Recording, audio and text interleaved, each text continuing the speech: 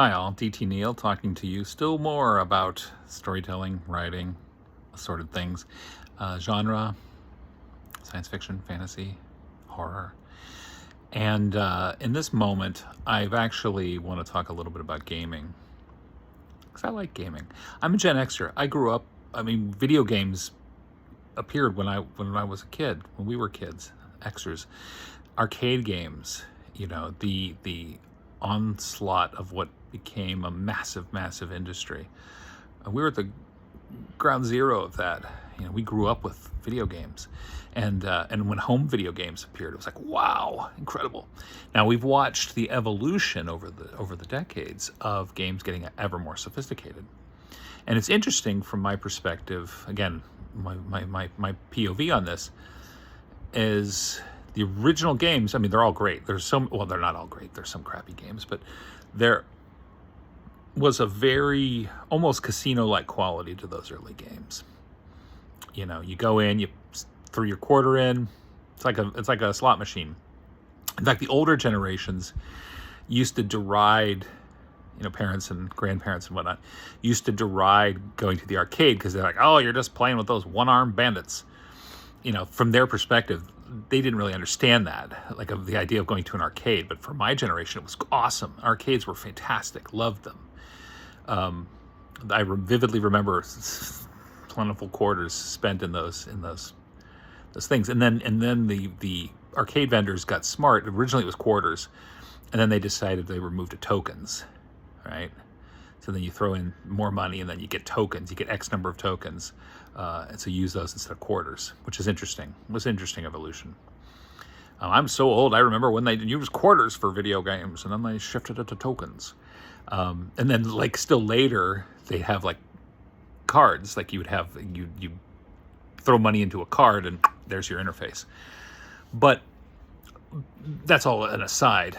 The thing about it that's interesting is people slag gamers as if, like, they go, well, oh, people are just sitting at home playing video games. They're not really engaged with the world.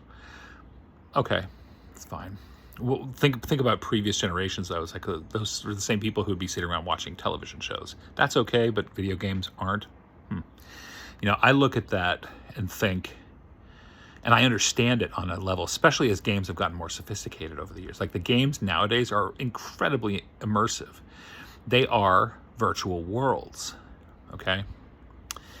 And there is a degree of agency one has in a video game world, in a shared world, in a multiplayer world, that you may not experience in your day-to-day existence.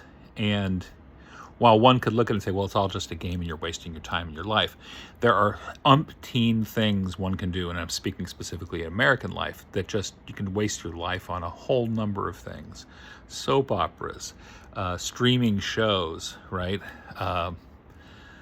Things like that. YouTube.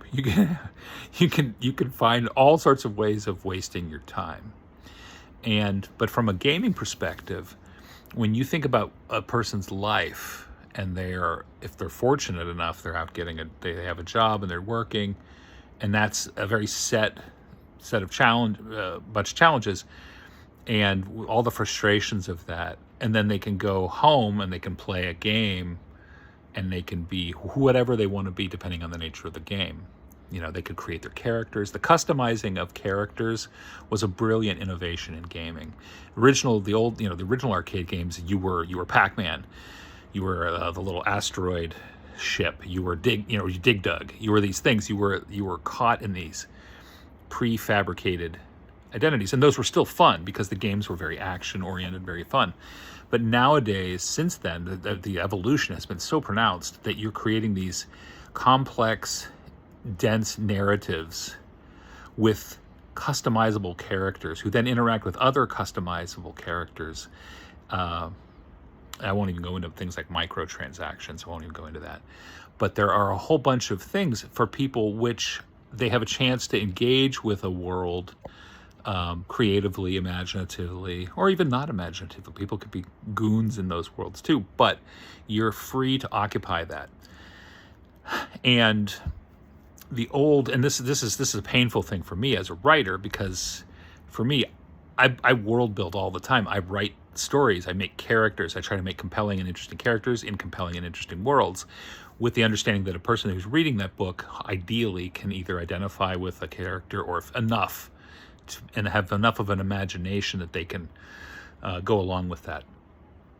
But a gaming universe, it's funny because there's much more agency, as I said earlier, on the part of the participant and the player of the game. You can make your character look a particular way, you can make them act a particular way, you can pick up like different things. I could use a host of specific examples, but I won't, because that's just going to eat time. But anyway, as I see in entertainment, things like The Last of Us, to pull that one out, but it's not the only one. There's plenty of others. There's the Fallout show. Like, they have pulled and sourced shows from games. And I commented on this like a month or so ago about the use of games as source material for shows. And it's interesting because there's a factor in place where companies, like production companies, meaning studios, they can watch a game, and let's just say a game sells 30 million pieces, like 30 million downloads of a particular game. They can look at that and say, wow, that's 30 million people that were, or 30 million cases of downloading this, a vast number of people who are excited and engaged in this game. Let's make a show from that game and get their own filthy lucre from it, their own money. And so in a weird, bizarre way, and this is like really the last 20 years or so, we've seen gaming communities as almost focus groups for future state shows. That's an evolution that nobody long ago, like a long time ago, they made a Mario Brothers movie, which was like a legendary clunker. Nobody made a Pac-Man movie back then. Nobody would have thought to do that. But when you get to something like The Last of Us and Fallout and others like that, those intellectual properties have demonstrated their ability to draw people in. And there's one thing I know about the broadcast industry, whether movies or television, they want a sure thing. They don't want to invest millions of dollars in a clunker, something that's going to fail. They still do. It still happens unaccountably for things. But when you've got a built-in mass audience by way of a game, there's an opportunity to build a story, again, whether a movie or a show, from that gaming source material. So I don't criticize, because I've watched, there's a number of shows that I've watched that came from games, and they're actually good shows. They are entertaining shows.